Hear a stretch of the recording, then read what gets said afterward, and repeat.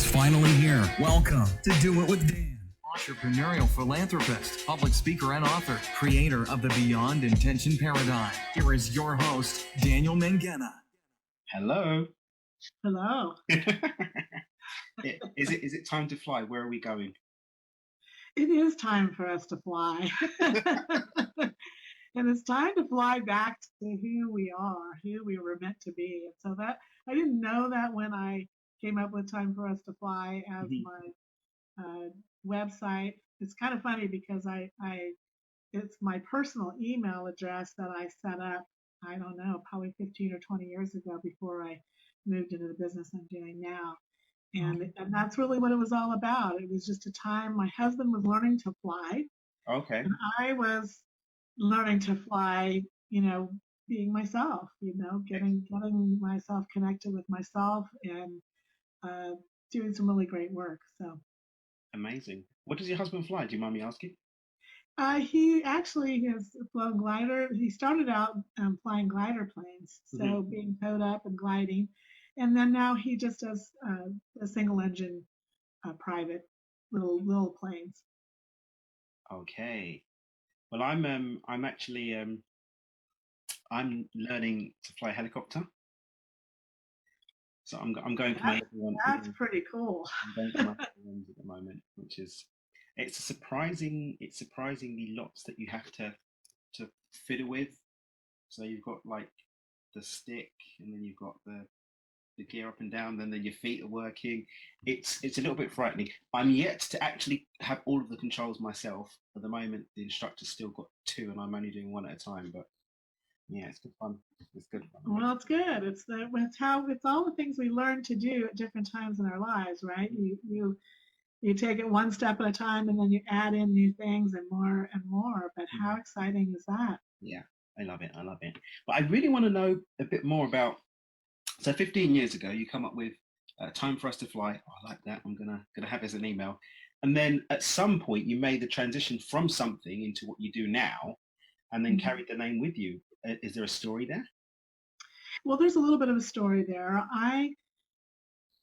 When I came up with that, like I say, my husband and I were just going through some fun shifts in our lives, and I at the time was working for a national nonprofit, and I was handling their meetings and travel and, big corporate meetings and that sort of thing, and corporate travel. And it was really a great job. And as my position increased, the stress level increased. And there's also something that I think most of us that have done any kind of self-work, you start to realize wherever you go, there you are. And there's some old patterns that keep coming up. And so that led me to study hypnotherapy. But of all the things I had ever tried, hypnotherapy was kind of the least effective up until that point. But the practitioner that I was working with, I met her through research on somatic experiencing. And I don't know if you've done any somatic experiencing. I'd love to hear about that on this call as well. That'd be great. Yeah, Peter Levine is the father of somatic experiencing. He wrote a book called Waking the Tiger. And basically what he's saying is that in the wild, a tiger will experience some pretty horrific and, stressful things. But once that moment is done, whenever that threat is gone, or if he's fighting, for his food or whatever, the tiger will literally shake it off and go back to, hanging out and, lounging around, licking his paws.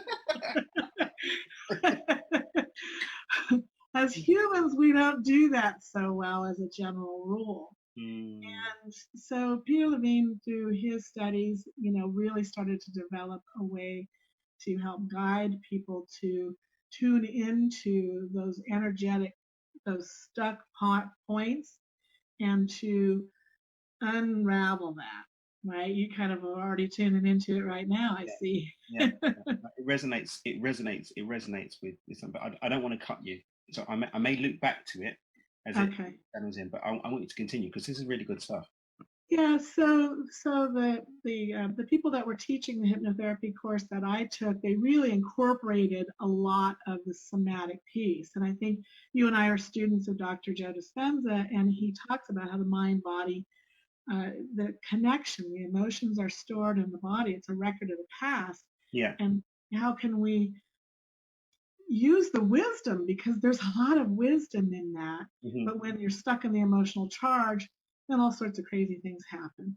Yeah, of course. So the other thing that was unique about the it's called the pause model. So the P stands for presence. You first kind of get your client present.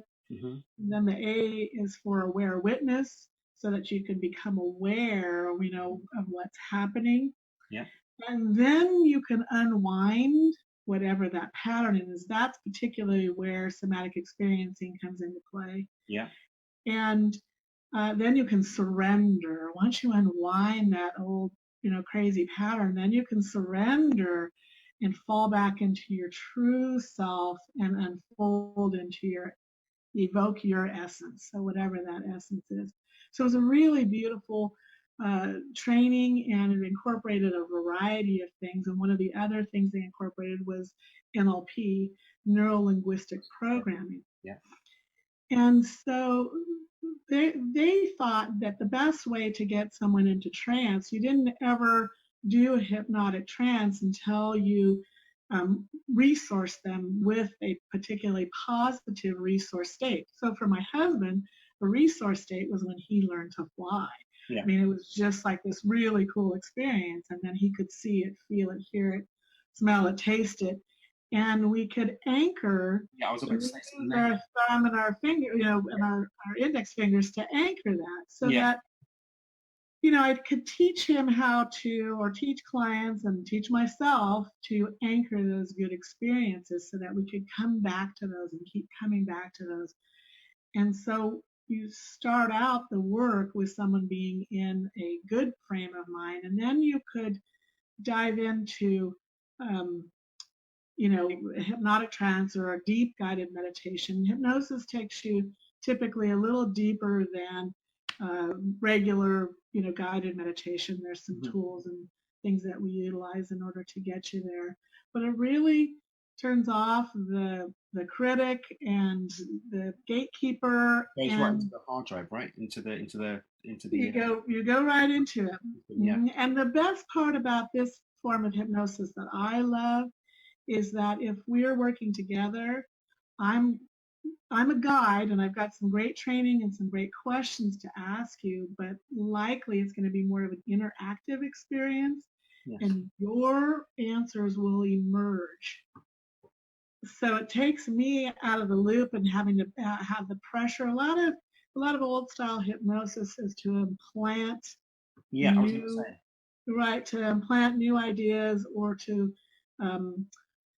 give you a negative feeling about whatever it is you don't want anymore. So it tastes yucky or smells yucky or whatever. Mm-hmm. And some of that can come into play, but more often than not, I would rather not implant any ideas into your brain. I would like for your infinitely brilliant mind to actually unfold its own answers, because they're there.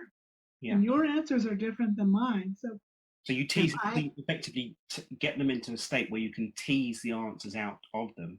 Exactly. Okay. Yeah. And they're safe and they're comfortable, and they've gone in with that resource state where they feel good. Gone in anchored. If they get uncomfortable in the midst of it, bring it back. But for those listening to this on audio, we both pinched our fingers at the same time. Brilliant. I absolutely love that. No, it's just that the reason why I really felt a click, because the work that I'm sort of publishing a lot more of now, we're doing the workshop and stuff. The book is released, although it's available for pre-order now at the end of July. In relation to my system, Beyond Intention, is that step 2 is clearing, and the work you're doing almost mirrors, or should I say, there's a real congruence between clearing, and listening, which are two of my steps, and what you're doing with the pause. You literally take a second, let's get rid of it, get rid of the stuff, lock back into the moment, allow the space for new positive things to come out, whether we're teasing them out or just creating the space. And what was trying to get out comes out by itself anyway. And then you can celebrate it.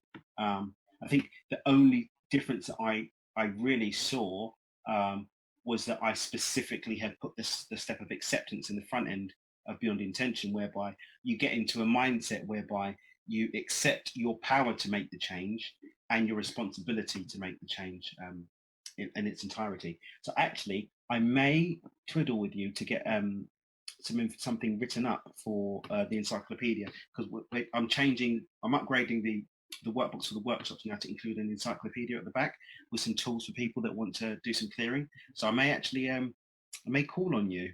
That'd be fantastic. I'd love to do that. Thank you. I would agree that this is some really powerful stuff. And of course, we're going to put your contact details in the description so that people can connect with you and find out more about it. Just so I understand, is this something that has to be done in person, or does it digitally work, or can you do some of this stuff remotely?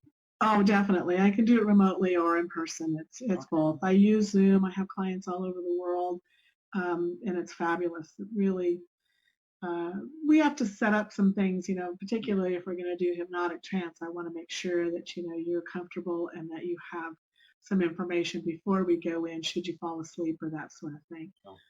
But absolutely, it's something that we can do remotely or we can do in person. I'm in Reno, Nevada, so not everybody, it's not comfortable to come to Reno for everybody. But yeah, most people have to take 2 planes to get here. If it was Vegas, I might be like, okay, I'll come, Right. Do my celebration in town afterwards. Actually, I think I'm in your neck of the woods-ish, top end of November, I think. That'd be fantastic. Where are you coming to? Well, I should be doing. There's a course I want to do in Vegas. I think it's the 5th and the 6th, or the 3rd and the 4th. One of the two. We'll stay in contact anyway. But yeah, absolutely. We'll stay in contact. Love to learn more and see if we can't connect while you're. I mean, you're gonna be this close if I can. It is though. Reno and Las Vegas. It's about an hour flight. It's about 450 miles. Do you know what? Sometimes I lose sight, because obviously I'm from the UK. I lose sight of how far apart everything is. I think they say that England can fit into Texas like 30 times or 40 times or something. Because it's like on the map they make England look bigger than it is. I think it's still that way. Yeah, the European countries are about the size of our states. Yeah, that's absolutely crazy. That's absolutely crazy. So in relation to, I'd like to pick at you with some of these tools that you're working at, and just here's some. There's some. Let me phrase it this way. What would you say is one of the most extreme examples of something that you've come in with these tools with to help people with? I'd like to kind of give our listeners an idea of grounding themselves with some ideas of what these tools can be used for. Well, the one-hit wonder, sometimes those happen, and that was somebody who is in their 60s, and they've had this terrible experience going to the dentist. Oh. And we were able to do one hypnotic trance, and that was it. She goes to the dentist now. She had to have some major work done, and that it's not to say that it's not uncomfortable, but the anxiety, the extreme anxiety, has abated. There's just so many different stories. I'm trying to think now. Long term, I'm working with somebody who has fibromyalgia, and there's a number of different things that come up with that. And I utilize a variety of tools. Hypnotherapy and NLP are just a few. The somatic experiencing, I'm not a trained somatic experiencing practitioner. There is a 3-year process that you go through, but there were portions of it that were in my training, and I personally have experienced it. So I do a lot. A lot of my work is body centered. But anyway, so with the fibromyalgia, there's a number of different things that come up with that. So that's someone that I've worked with long term, and while that hasn't completely gone away, that coupled with the other things that she's doing for her health have been a lovely support for her. And to, working with kids who are, coming out of college and they're adulting and now, there's. Yeah, I get so much of that, so much of that. I think so many people that we work with as well, that I work with as well. It's like, okay, I've kind of spent all of my life being told what to do, or for a lot of people going into, it's surprising how many people go to do higher education that didn't actually make the decision about what they were going to study, or the decision about what they were going to study was dictated by somebody else. That they get to this point where it's like, okay, I finished now. I have to go out into the world. A lot of them aren't actually, they've spent 3, 4, 5, 6 years sometimes studying something, and they realize they don't want to do it anymore. So they've set themselves up for a life of unhappiness, and sometimes depression and stuff can set in right there. And sometimes they might like what they've studied, but then realize that it doesn't have the same application, or there's just a lot of confusion that comes in that time of life, right? Right. Yeah. Yeah, really. And that's the thing, when there's those big transition points in life, that's where, oftentimes it's nice to get some help to help kind of bust you through that. Sure. And so I've, worked with new moms, people, they're excited. It's kind of like the same thing, coming out of college, right? You're excited. They're excited to have a baby, but there's all these different things that come up. They're worried about their husband. They're worried about the baby. Worried about their kid. There's so. Am I doing it right? Am I good enough? All of this stuff. Yeah, the mind is going crazy on all these different things. Working with people, one of the things that also, I do some work around is body image and that sort of thing. I myself have some extra weight, and there comes a point where maybe it's more about accepting who you are and where you are, and those things will start to unravel in different ways. But the real big deal is to be comfortable where you are now, and I think that is one of the hallmarks of any good work, and it sounds like that's what you do too, is helping people to become comfortable now, and whatever's going on in your life. Yeah, of course. Yeah, so those are those are some of the things that I would say have been really important. Relationships, when people have lost, they've either lost a person, they've lost a love, that person, the other person has moved on. Those are also really kind of those big transition points. And the other thing I'm doing a lot of lately, because my mom, is in her mid 80s, and I have others that are in that age, and I'm doing just some really beautiful energy work where we're not diving into any deep memories or anything. We're just balancing their energy meridians and balancing their chakras or their energy centers, and I'm doing that all through beautiful music and through some energy balancing techniques. And that has been really fun because there's very little talk involved, and it's more just allowing the energy to flow. And if it's stuck somewhere, I don't have to know where it's stuck, nor do you.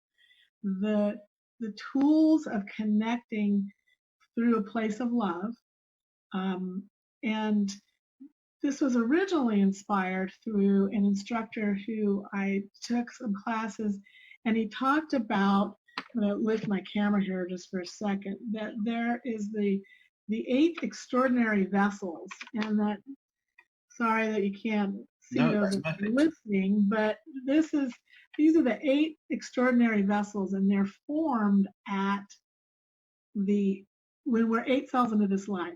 So at the 3rd cell division, the sperm meets the egg, and then it divides and it divides.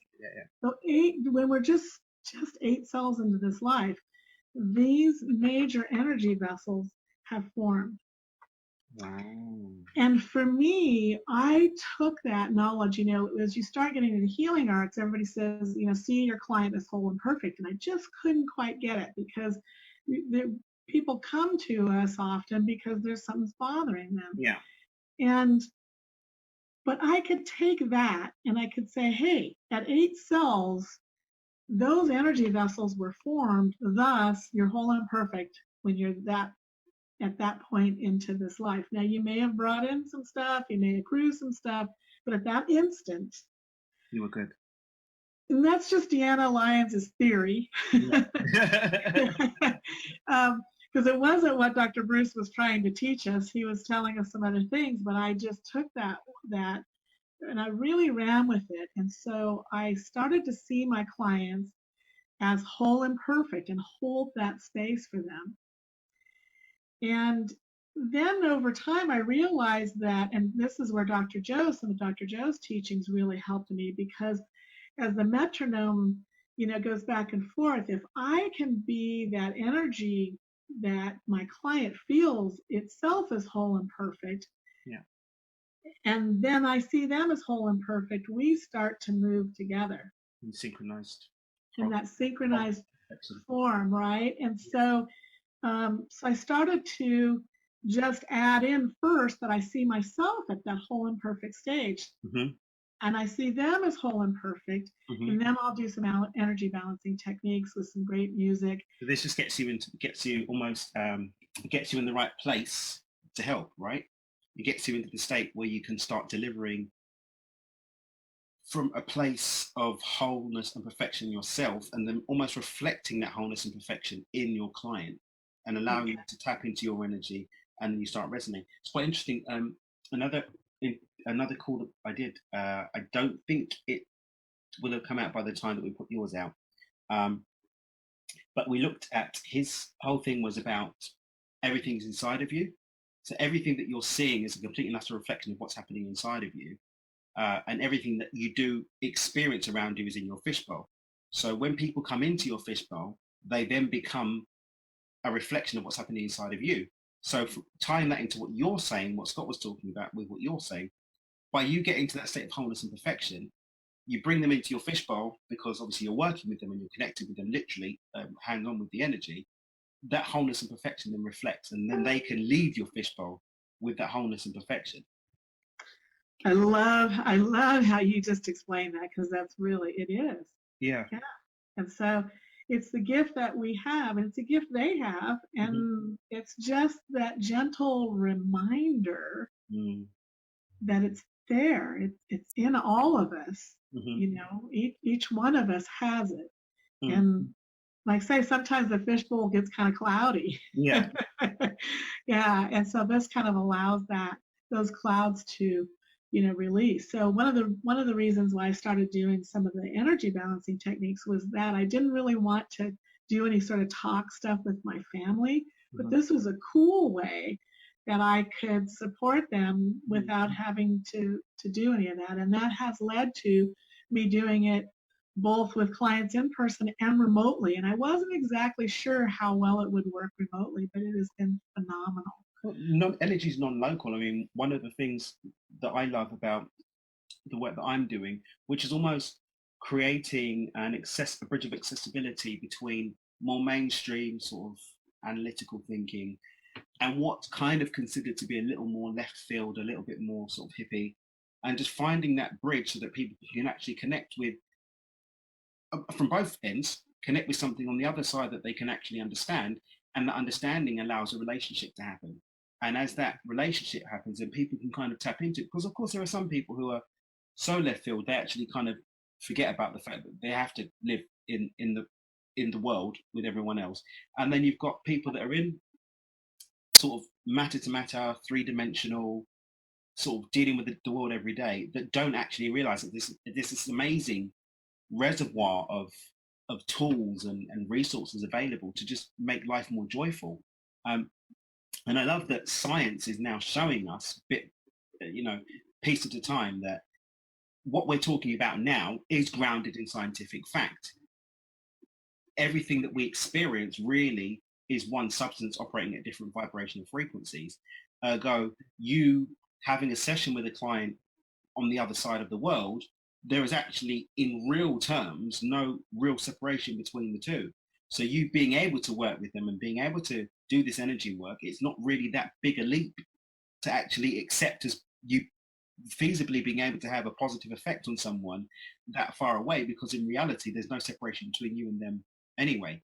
Everything people perceive as separation is something that we choose to experience, but the real part of us, that frequency, the energy that is vibrating at different levels and different frequencies, which is the different colors, only exists because there's a difference in the vibration in the waveform of light.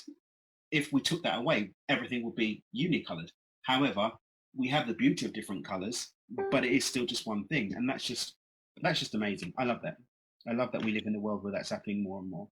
It really is. It's brilliant, and we're starting. There's an awareness. There's been a lot of people that have known it, but in the Western world, we got away from it for a variety of reasons. And I myself started studying more and more alternative practices because the traditional ones, while they were helpful, it was exceptionally slow. And I wasn't getting to where I wanted to go. And then when I started finding some of these other things, it was like, wait a minute, I can experience this feeling of wholeness. I can experience joy. I can experience comfort repetitively. Yeah. Consistent. By incorporating these things. But you still have to write checks and go to the grocery store. And there's that blend like you were talking about. I mean, one of the things that I will say, the word gripe me about the way that some people look at things like The Secret and, they talk down at it, the law of attraction and these other tools. That's because I think, as inevitably happens when things get publicized and sort of more mainstream, the actual true essence of the message gets lost, because some of the books, when you look at the material, the source material that Rhonda Byrne actually looked at, you've got The Science of Getting Rich by Wallace D. Wattles, you've got the Master Key System with Charles F. Parnell. I think there sounds to be a little bit of Joe Carbo's Lazy Man's Way to Riches in there as well. But all of these things are all grounded in natural law. But none of that natural law says you sit on your bum and don't do anything. What it says is you use your thought to create the environment for opportunity to come up, and then you have to move your hands to go and reach it. You have to move your hands to go and reach out for it. For example, in The Science of Getting Rich by Wallace D. Wattles, he actually specifically says that things will come to you through established channels of industry. So people kind of miss that bit, and they think, oh, I'm gonna envision, I'm gonna do the exercises, I'm gonna envision my house, my perfect house, I'm gonna envision my car, I'm gonna envision my private plane, and then they just sit in the house all day and don't check the emails where the business opportunity that was there to actually, or even the prize draw that was there for them to claim, for them to get it was there. So yeah, we do have to take action, but it's almost, I think it was S. Abraham said, action is good as long as it's planted in the right energy, something like that. So it's about inspired action, right? Inspired action. So you're taking action in tune with natural law, and you're taking action from a place within of almost, I'm working in harmony with natural law, right? That's almost, if I was to put together some kind of definition for inspired action, if one doesn't exist already, it would be taking action that's in tune and in harmony with natural laws that you're adhering to, right? That comes from an inspired place. But yeah, writing the checks has to happen. It's still, we're still in the 3D world where it's quite a good place to connect. Yeah, balance. I think balance is one of the most important things, and I'm sure you probably get this a lot with your energy work. It's finding that balance between the fact that we're here in three-dimensional reality.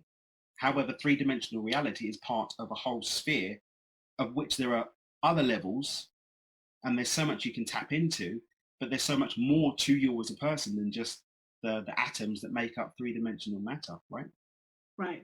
And that is really where that energy work, because like you say, if we can be attuned I will think about, there was somebody today that I had not seen anything from. I don't even really know her. I've been following her work and I just like some of her work, and she hasn't, her father died, I think, several months ago, and she hasn't put anything out lately. And I was thinking about her this morning. Gosh, I haven't seen any of her stuff. I wonder what's happening with her. Mm-hmm. Next thing I know, I open up my inbox and there's a message.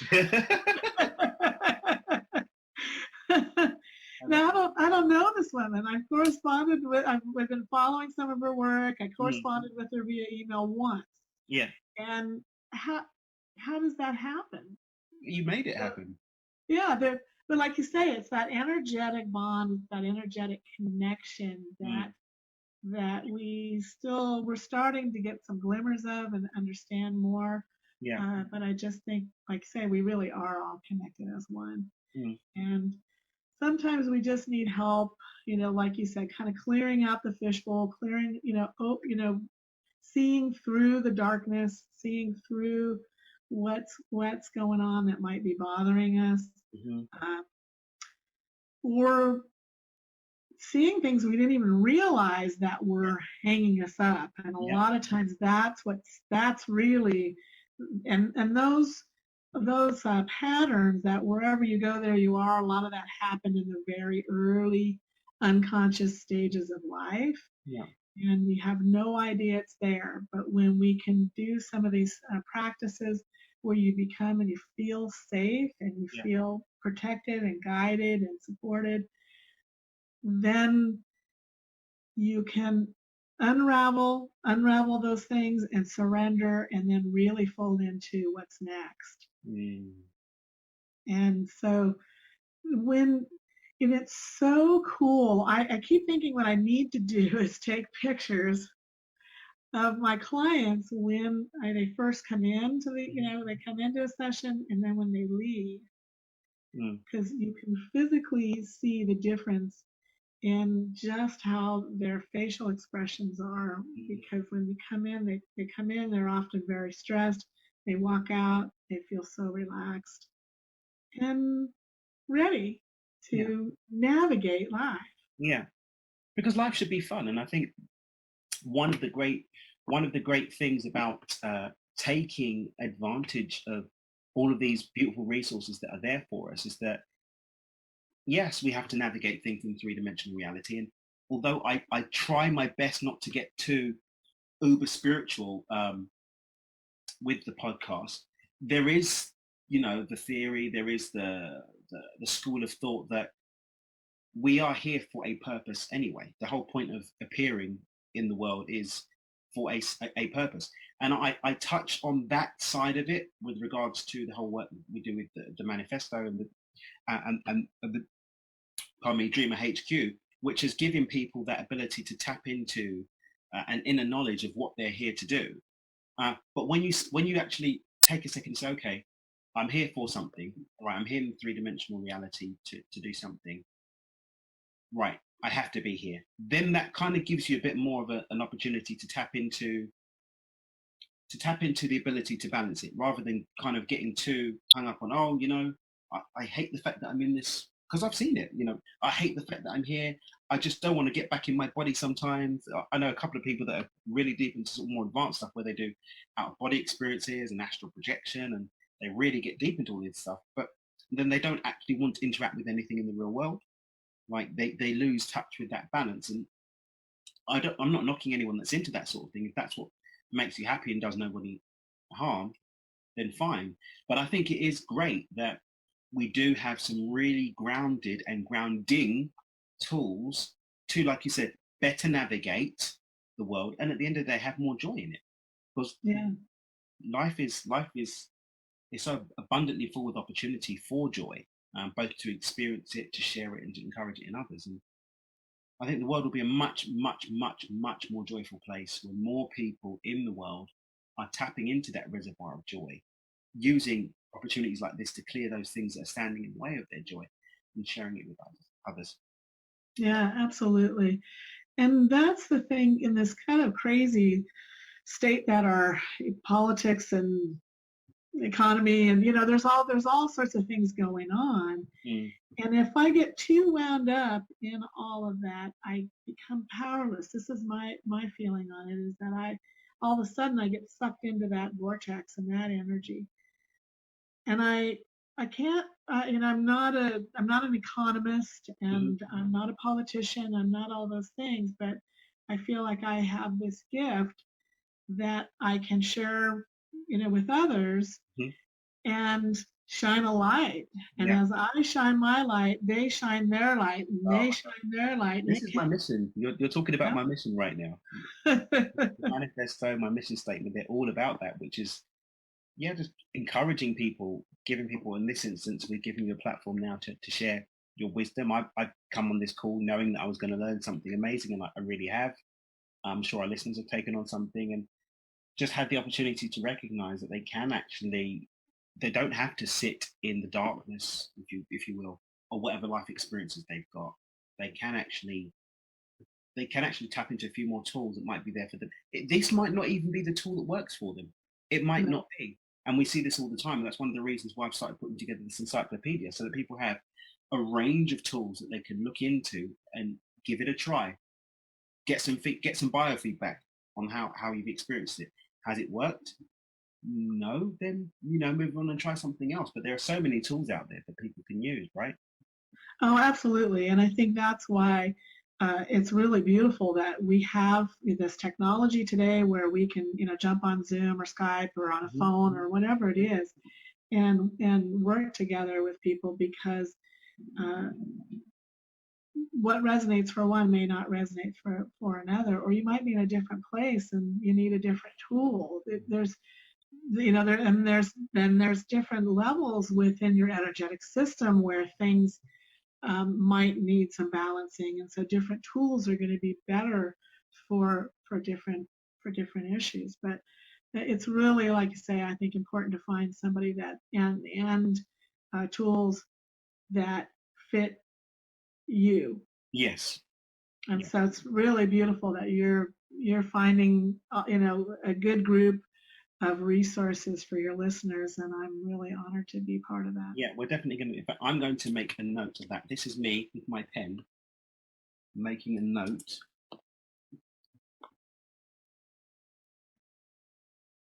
What I'm going to do is I'm going to get a write up on all the tools we use, and then we'll see which ones we can work in.